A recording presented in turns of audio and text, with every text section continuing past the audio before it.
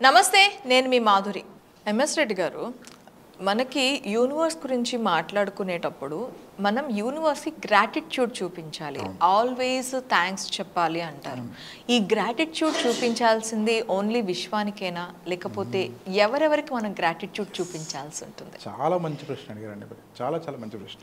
ఏంటంటే first of all gratitude అంటే మనకు జనరల్గా తెలుసు, మనకు అంటే కృతజ్ఞతాభావం అంటాం మనం. అది యూనివర్స్కి చూపించాలని అంటున్నాం. యూనివర్స్ అంటే ఎవరు? యూనివర్స్ ఇస్ నథింగ్ బట్ మనం అందరం కూడా వస్తాం, అందులో పార్ట్ కదా మనం కూడా. సో గ్రాటిట్యూడ్ అనేటువంటిది మనుషులకు చూపించాలి, మన పెట్స్ ఉంటే పెట్స్ కూడా చూపించాలి, ఓకే, విశ్వంలో ఉన్న ప్రతిదానికి చూపించాలి. అండ్ విశ్వానికి సపరేట్గా మనం చెప్తూ ఉంటాం ఏంటంటే, నాకు సోన్సో ఇచ్చినందుకు ఏదైతే ఇచ్చారో దానికి నేను కృతజ్ఞత చెప్పుకుంటున్నాను చెప్పుకోవాలి. అయితే దీనికి ఒక చిన్న విషయం చెప్తాను. ఫస్ట్ ఒక ఎగ్జాంపుల్. నార్మల్గా ఇవాళ నేను బయటకు వెళ్ళిన తర్వాత ఒక మంచి భోజనం తిన్నాను అనుకోండి, పంచభక్ష పరమాణం లాంటిది ఏదైనా ఒక మంచి భోజనం ఒక మంచి హోటల్లో తిన్నాను అనుకోండి. వాళ్ళు ఒక 150-200 రూపీస్ ఛార్జ్ చేశారు అనుకుందాం, వెజ్ మీల్స్ భోజనం అనుకున్నాం. నేను తినగానే అంటే అందులో రకరకాలు ఉన్నాయి అని చక్కగా తిన్నాను. తిన్న తర్వాత ఏంటంటే గ్రాటిట్యూడ్ ఎవరు చెప్పాలి? ఫస్ట్ నార్మల్గా అయితే ఎవరు చెప్తాం? మనం ఎవరు చెప్పాం. మనం మీరు బాగా అబ్జర్వ్ చేయండి, చాలామంది ఏంటంటే ఒక హోటల్కి వెళ్ళి రెస్టారెంట్కి వెళ్ళి తినేసిన తర్వాత డబ్బులు కట్టి వచ్చేస్తారు తప్ప ఎవరికి థ్యాంక్స్ చెప్పరు. 99% చెప్పరు. 1% పీపుల్ ఉంటారు ఏంటంటే అట్లీస్ట్ సర్వ్ చేసిన వాళ్ళు కానీ చెప్తారు, ఎవరు తెచ్చి పెడతారు కదా థ్యాంక్స్ అమ్మా అని చెప్తారు. కొంతమంది దాన్ని టిప్స్ రూపంలో కూడా ఏదో ఇస్తారు, అది ఓకే, టిప్స్ సపరేట్. కాన్సెప్ట్ ఏంటంటే థ్యాంక్స్ చెప్పండి. నిజానికి ఎవరికి థ్యాంక్స్ చెప్పాలి అంటే మనం చాలామందికి చెప్పాలి. వండే వాళ్ళకి, మనకి తెచ్చి వడ్డించే వాళ్ళకి, ఫస్ట్ పుట్టించిన వాడికి చెప్పాలి. ఎవరు పుట్టించారు? అంటే వరి, నాకు వంట రావాలంటే కనుక వరి ఏదో లాంటిది కావాలి, ఏదైనా కానీ కావాలంటే కనుక రైతుకు చెప్పాలి. ఓకే, నేను రైతు బిడ్డనే కాబట్టి ఫస్ట్ రైతుకు చెప్పాలి. రైతుకి ఎందుకు చెప్పాలంటే పండించేది ఆయనే, వాళ్ళే కష్టపడి చేసేది వాళ్ళే.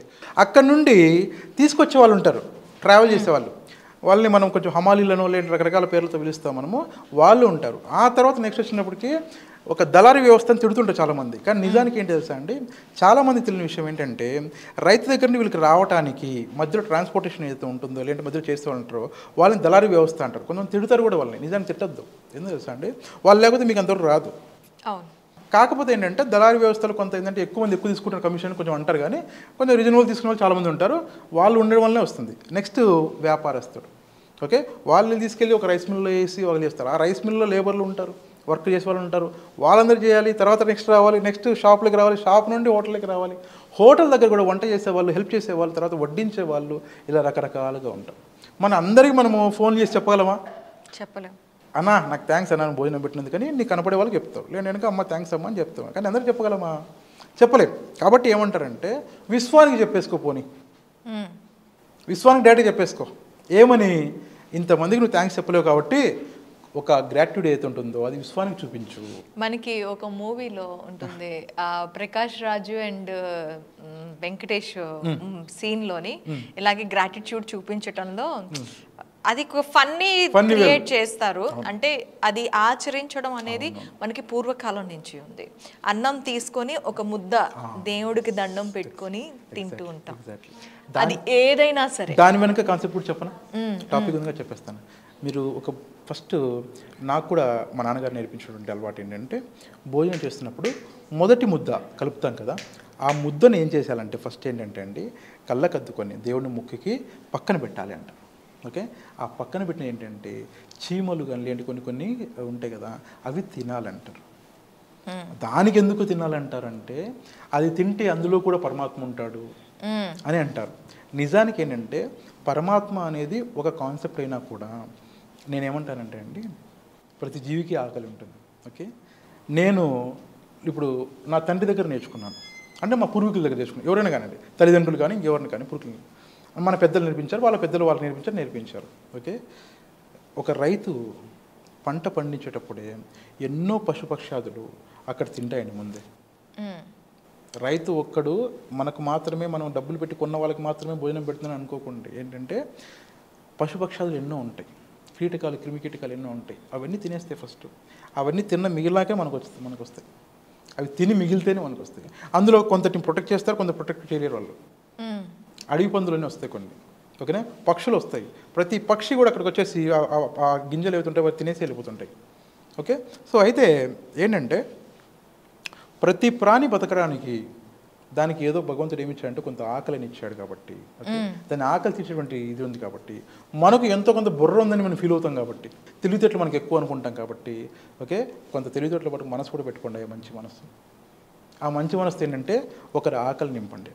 ఇక్కడ ఒక ఎగ్జాంపుల్ చెప్తాను. నాకు బాగా తెలిసిన ఒక వ్యక్తి ఏంటంటే వాళ్ళకి ఎవరు చెప్పారంటే ఏంటంటే ఈ పెట్స్ కానీ ఏంటంటే నార్మల్గా స్ట్రే డాగ్స్ ఉంటాయి, వీధి కుక్కలు ఉంటాయి కదా, ఏదైనా సరే వీధి కుక్కకి కానీ మీరు ఒక పూట భోజనం పెడితే మీ ఇంట్లో లక్ష్మీదేవి బాగా వస్తుందని చెప్పారంట.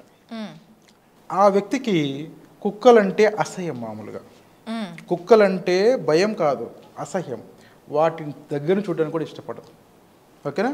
కానీ డబ్బులు వస్తాయని ఒక కాన్సెప్ట్తో అక్కడికి వెళ్ళి భోజనం పెట్టి ఎలా వేస్తుందంటే అలా విసిరేసి దాన్ని ఇట్లా చేసేసి దానికి ఒక రకమైనటువంటి ఒక అసహ్యాన్ని పెంచుకొని అయినా కూడా దానికి భోజనం పెడుతూ వచ్చింది.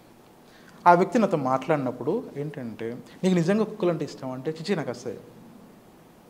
మరి ఎందుకమ్మా మరి భోజనం ఎట్లా పెడుతున్నావు అంటే డబ్బులు వస్తాయని చెప్పారు అందుకని పెడుతున్నాను. నేనేమన్నా అంటే అమ్మా నీకు దండం పెడతాను, ఓకేనా, దానిలో కాన్సెప్ట్ అర్థం చేసుకో. ఫస్ట్ ఏంటంటే కుక్కకు నీలాగా నాలాగా ఆకలి అంటే వచ్చి అమ్మ నాకు అన్నం పెట్టని అడగలేదు, దానికి తెలియదు, చేత కాదు. రెండవది అది వీధి కుక్క, నువ్వు పెంచుకున్న కుక్క కాదు. నువ్వు పెంచుకున్న కుక్క అయితే దాని టైంకి ఏదో పెడతావు. నువ్వు వీధి కుక్క ఎలా ఉంటుందంటే అండి ఎవరు ఎప్పుడు ఏది పెట్టినా పట్టించుకోరు ఎవరు కూడా. ఏంటంటే అది మన ఇంటి దగ్గరికి వచ్చింది అనుకోండి, మన దగ్గర ఏదైనా మిగిలితే పెడుతున్నారు. ఓకే, ఇంతకుముందు ఏంటంటే మనం చూస్తాం పెద్దవాళ్ళు ఏం చేస్తారంటే నలుగురు భోజనంకి ఉన్నారు అనుకోండి, కనీసం 6 మందికి 10 మందికి భోజనం చేసేవాళ్ళు. ఇంతకుముందు అది కాస్త మిగిల్చేవాళ్ళు, భోజనాన్ని మిగిల్చేవాళ్ళు కంపల్సరీ. ఎందుకంటే అన్ఎక్స్పెక్టెడ్గా ఎవరైనా వస్తారేమో అతిథి, వాళ్ళకి ఇబ్బంది పెట్టకూడదని చెప్పేసి కొంత భోజనాన్ని మిగిల్చేవాళ్ళు, అంటే ఎక్కువ చేసేవాళ్ళు. మేము చిన్నప్పటి నుంచి చూసామే. మాకు ఒక రైస్ మిల్ ఉంది. మాకు మా అమ్మగారు ఏంటంటే ఎప్పటికీ ప్రతిరోజు కూడా అన్నము, పప్పు, రసము, మజ్జిగ ఇవన్నీ కంపల్సరీ ఉదయం నుండి రాత్రి వరకు ఎప్పుడు అవైలబుల్ ఉండేది. వండుతూ ఉంటారు, అవుతూ ఉంటాయి. ఏంటంటే అక్కడ దారిన వెళ్తున్న వాళ్ళు ఎవరన్నా వస్తే కనుక ఏం చేస్తారంటే అక్కడ రైస్ మిల్ ఉందంటే ఏం ఆశ ఉంటుందంటే వాళ్ళకి అక్కడికి వెళ్తే బియ్యం పెడతారు, రైస్ మిల్ ఉంది కదా. సో అలాంటి ఆశ ఉంటుంది. అక్కడ ఏం చేస్తారంటే వాళ్ళు అక్కడికి వచ్చేవాళ్ళు, వాళ్ళకందరికీ కూడా భోజనం వడ్డించేవాళ్ళు. సో ప్రతి ప్రాణి యొక్క ఆకలి మనం తెలుసుకొని వాటికి మనము భోజనం పెడితే మీరు విశ్వానికి కృతజ్ఞత చెప్పినట్టే, అంటే మీరు విశ్వానికి మీరు గ్రాట్యూడ్ తెలియజేసినట్టే అనేది కాన్సెప్ట్. అంటే మనం చెప్పుకోవచ్చు, మనుషులకు చెప్పుకోవచ్చు, జంతువులకు చెప్పుకోవచ్చు, ఆ తర్వాత మన విశ్వానికి కూడా చెప్పుకోవాలి, ఖచ్చితంగా చెప్పుకోవాలి. ఎందుకంటే ఈరోజు మనం ఉన్నామంటే దానికి కారణం అదే.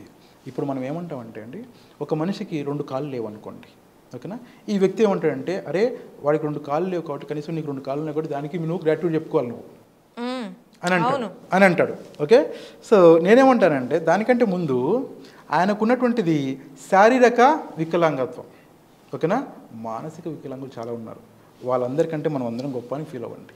ఆ మానసిక వికలాంగులు ఎవరైతే ఉన్నారో వాళ్ళందరికంటే కూడా ఎవరైతే కనుక వీళ్ళకు ఫిజికల్లీ ఛాలెంజ్డ్ అనేదో అంటున్నారు, పేర్లు అంటున్నారు చూసారా, వాళ్ళు చాలా గ్రేట్ పీపుల్.